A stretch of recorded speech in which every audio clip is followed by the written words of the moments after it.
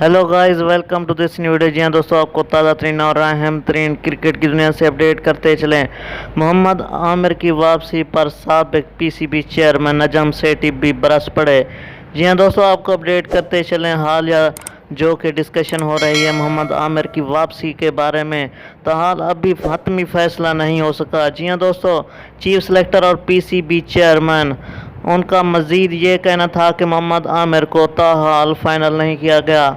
जी हाँ दोस्तों, PCB chairman जो कि साबका थे नजम सेठी का कहना था कि मोहम्मद आमिर एक अच्छे बॉलर हैं जो कि पाकिस्तान टीम के लिए फ़ायदेमंद हो सकते हैं। जी हाँ दोस्तों, दूसरी जानब अगर खिलाड़ियों की बात की जाए तो बॉलर्स की कमी पाकिस्तान टीम में बिल्कुल भी नहीं है। आपको पता है कि शाहीन शाह अफरीदी और Naseem Shah top class bowler हैं। ये थी दोस्तों आपके लिए ताज़ा तरीन अपडेट। इस तरह की खबरों से बाखबर हैं और हमारे साथ जुड़े रहें। मुझे दीजिए इजाज़त, मिलते हैं नई वीडियो के साथ। Thanks for watching.